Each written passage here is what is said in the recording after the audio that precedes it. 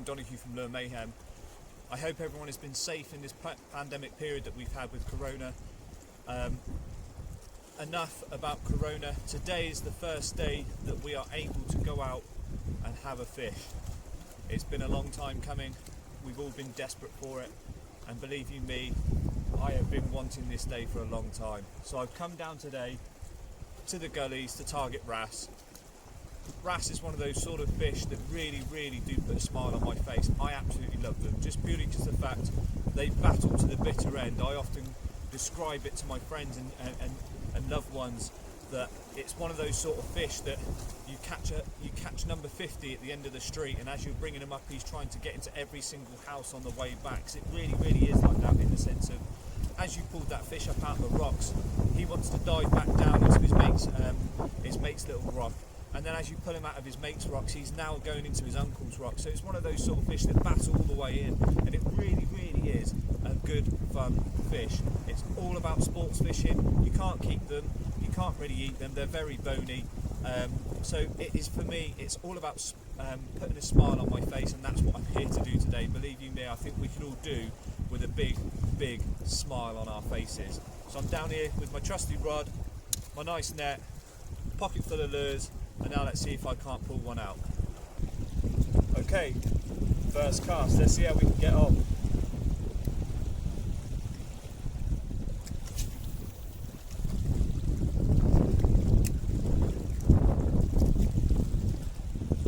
The action that I like to use is when I'm for wrasse fishing is keep the tension on the line, little pump, and then just hold the line. Don't draw it in, just hold the line. Oh, I've already got one playing with it already.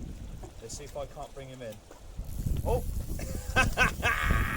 Look at that, straight in. Brilliant. And like I said, he's battling to the bitter end. So get your rod tip nice and high. Bring his head right up so that way you can try and keep him out of the gully. Ah, brilliant. What a day.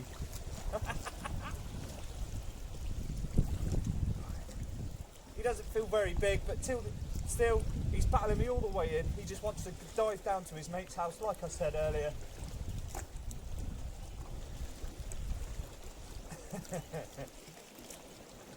Oh, he's just realised he's been caught. Here he goes. See if I can't get him out of that rock.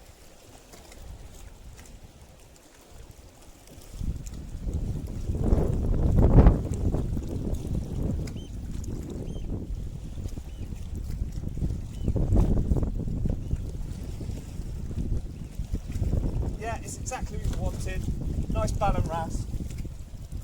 Let me fish him out and I'll show you him.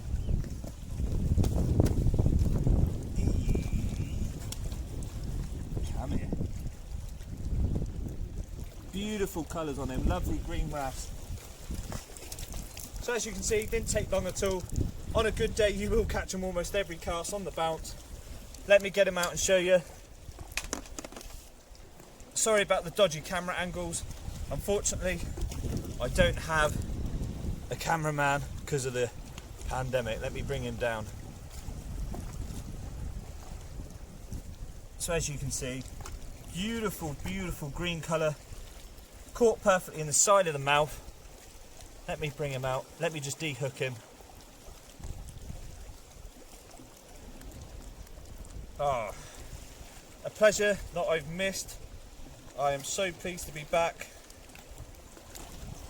So as you can see, beautiful colours on him. As you notice on the top of the backs, wicked spikes, and what they try and do is dive head first into the rock pile, and what they do is put these spikes up. Be careful when you're holding them. Put the spikes up, dig themselves in, and you'll often find that you feel like you've caught a fish but you can't get him out. It's because he's stuck in a hole. Brilliant fish. Let's put him back, shall we?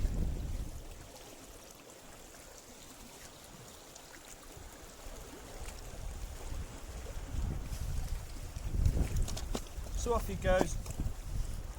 Thanks very much.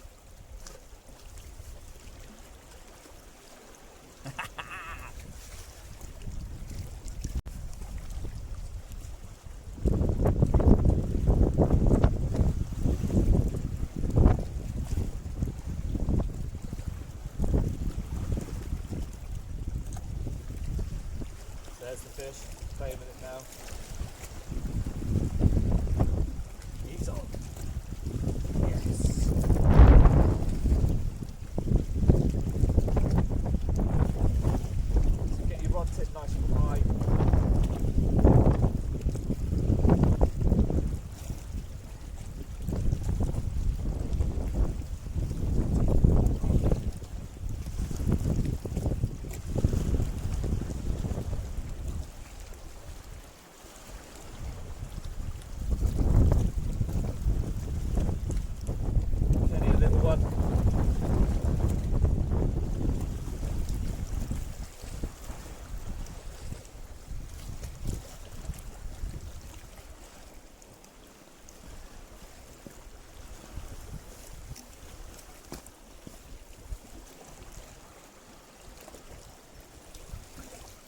that is number 2. Yeah, so number 2, this is a good example of how small and how big a bait they like to take. This guy's not particularly big, he's not my PB at all. As you can see, he's quite a small little fella, but if you look at the size of the lure hanging out of his mouth, you know, he's a good sized lure. And this fish took it lovely. Again, spikes on the dorsal fins, do watch them as you're handling them. Quite often we teach the young ones to use a rag. It also saves damage in the fish and stuff like that, but look at him, he's absolutely brilliant. So let's put this one back.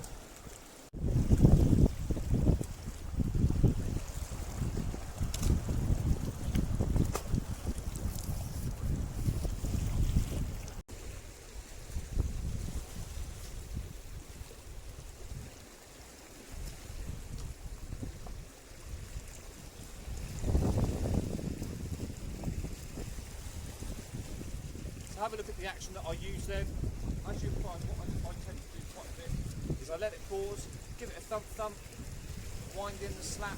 Don't pull the lure in, just wind in the slack so you're in contact with the lure. You've got some tension on that line so you can feel what's going on. And if you feel, you'll see then, you see the rod tip just whack, that's the Wrasse playing with it. I'm next to the Wrasse in a minute, I'm annoying him at his doorstep. You can see I'm not really doing anything. And the rod's already going. It's quite a nice technique to use on the Wrasse.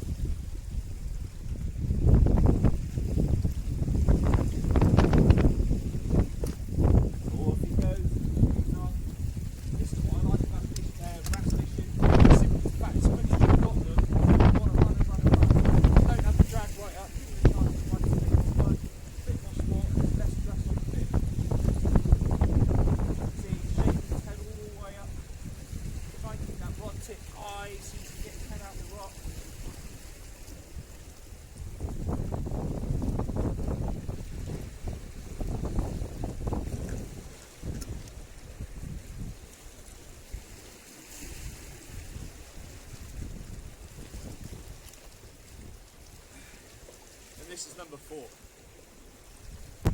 As you can see, different colours again, different markings. Almost every fish you get is completely different, and that's what I really do enjoy about Wrasse fishing. Is every fish you do target, every fish you pull out, they all have their different personalities, their different markings. It's really good fun, and like I said, they're a right good battle. So let's get this one back in the water. We don't want him out too long. Let's put him back in nice and safe.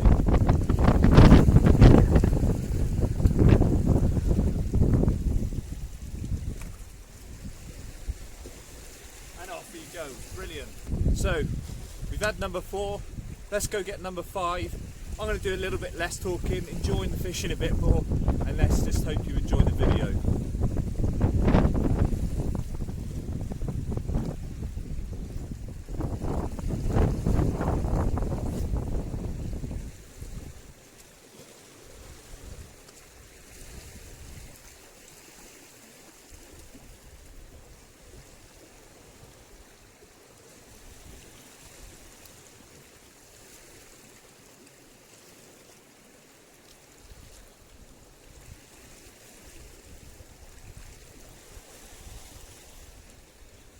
That didn't take long at all.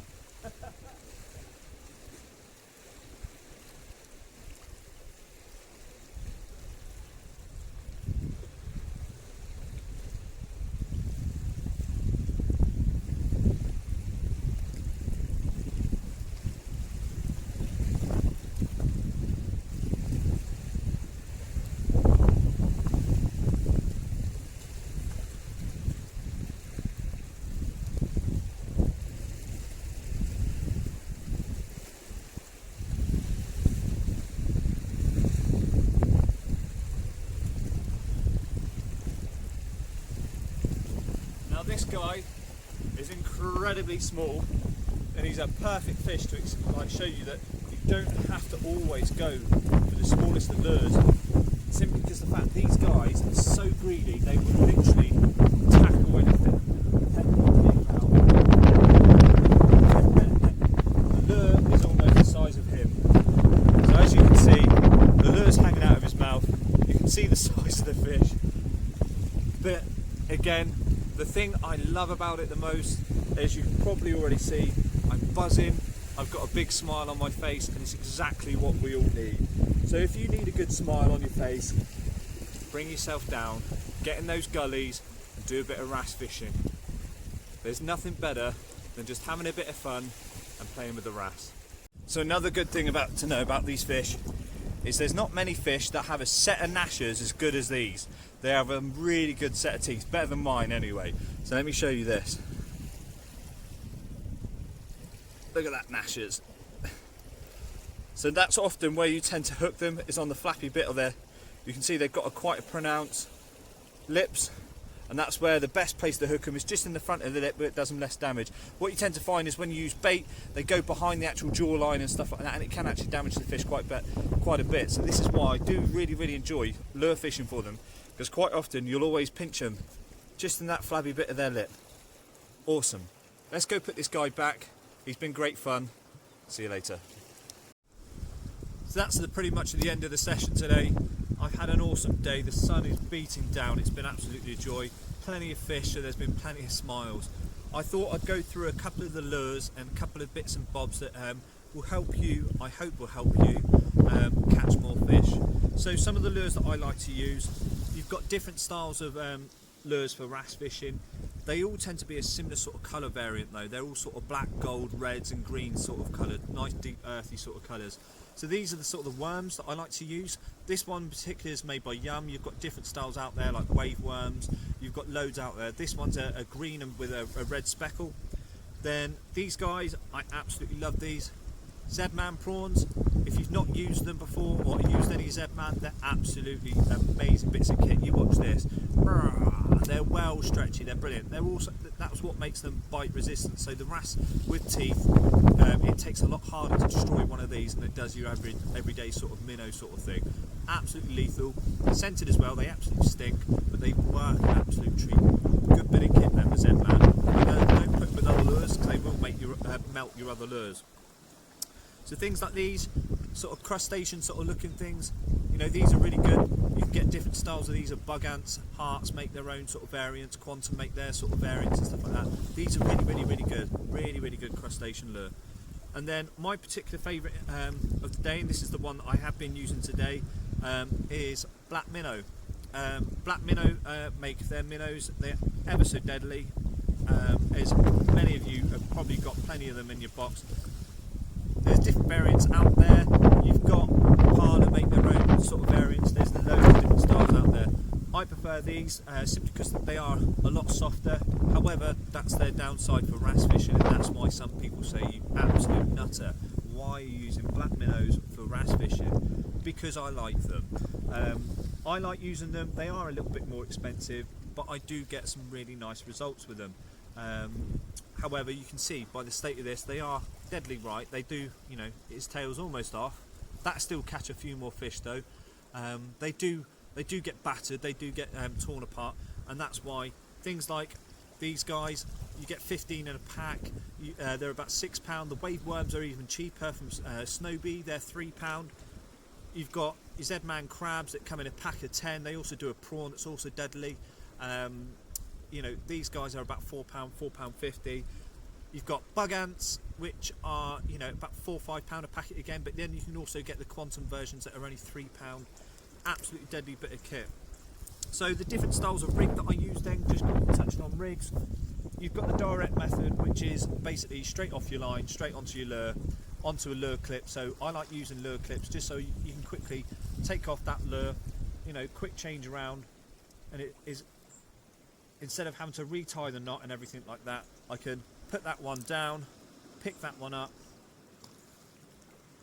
and off you go. So Lure clips are really handy because you can change your lure pretty quick, back in, off you go. I do like them. I prefer the ones without the swivels.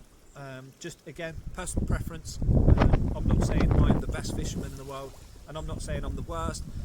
I'm not saying I know everything, but I'm just telling you what my preferred methods are. Another rig that I really enjoy using is something called a Texas rig. So I tend to make these up in batches, so you've got a swivel there so I can put it straight onto the lure clip. You make them about 1.5 foot long, 2 foot, that's my preferred method. I use them with bead stops and with float stops and without float stops. So what this guy does here, you can probably see just in the camera, you've got 2 floating bits there. This is go from your swivel to put onto your lure clip. You have something called a Texas rig, Texas lead, which is all it is a bullet looking sort of lead that slides up and down your line.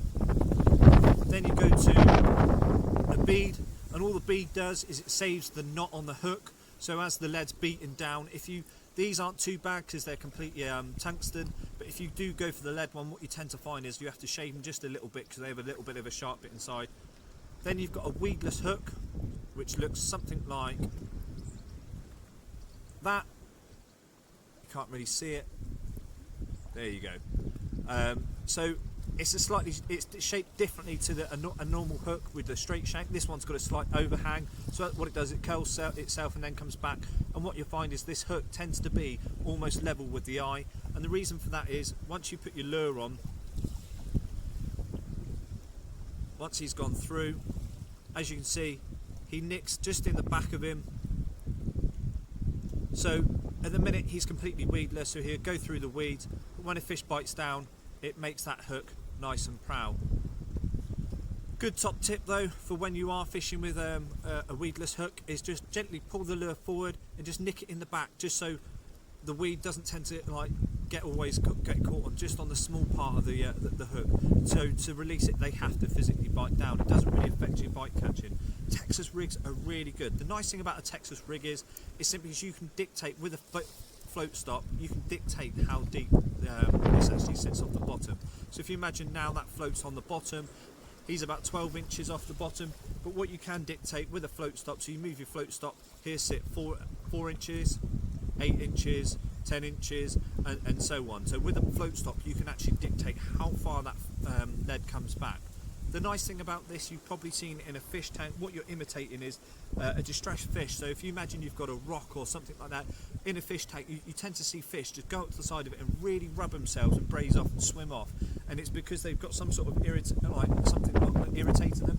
So what you can do is with this rig is actually mimic that. So if you imagine the lead's on the floor, it's swimming down. As it swims down, it will kick up and then eject wherever it is. So whether that's on a rock or on the bed. The nice thing about being on a muddy bed is you'll get a little puff of mud, and again it just looks like the fish has whipped itself off. Really good rig, called a Texas rig. Next thing I just want to touch on is different type of fishing line. You've got mainly sort of 2 types of line. You've got a braided line and then you've got a mono line. Advantages and disadvantages. A braided line is what I use. It keeps you in contact with the lure a lot more. It's got 0 stretch on it. And the nice thing about that is you do feel absolutely everything through your rod. So as you're going through the bed, you can tell if it's a rocky bottom, sandy bottom. You know, your bite detection is a lot more aggressive. You can feel it almost instantly. And 9 times out of 10, you don't really have to strike with it because it will. Where the wrasse tend to hit it that hard, they tend to pretty much hook themselves anyway. The bite detection's awesome, and you can feel pretty much everything through it. Mono. The advantages of mono. Very cheap, absolutely nothing wrong with it at all. If you're just starting out, I would advise you to go mono because it's a lot cheaper while you're getting into contact with the lures, because with lure fishing you do lose lures. Even the best of people lose lures, and it's one of those sort of things that you can't really help sometimes, getting yourself wrapped around a weed or coming into an action where you've just caught the rocks, especially with wrasse fishing where you're fishing the gullies and things like that. You will lose quite a bit, so it's a cheap and effective way. However, what I would always suggest is fluorocarbon. So fluorocarbon for me is almost a must. It makes a bad day into a good day into a great day, simply because the fact with mono and braid, you put it into the water, it's still quite visible. With fluorocarbon, it is almost pretty much invisible. It's absolutely awesome. The finer the fluorocarbon you can go, the better, because you can see it less. However, you've got to think about your strength. So think about what you're fishing for, think about where you are. So things like rocky areas, I would recommend things like breaks, as it's quite abrasive. The rocks do take a bit of a battering on it with the line and stuff like that. So make sure you've got a tough enough line that will cater for wrasse fishing. I tend to use around the sort of 12 to 15 pound mark, tipped off with a 15 pound, 10 pound fluorocarbon tip. I absolutely love wrasse fishing. So, you know, I really do hope this has helped you out. I hope you've taken something away. Either way, enjoy what you're doing, stay safe. If you are going out fishing, make sure you do stick to the pandemic rules and stuff and social distancing, so we can continue fishing. I've had a lovely day. From me at Mayhem, all the very best, and stay safe. Tight lines.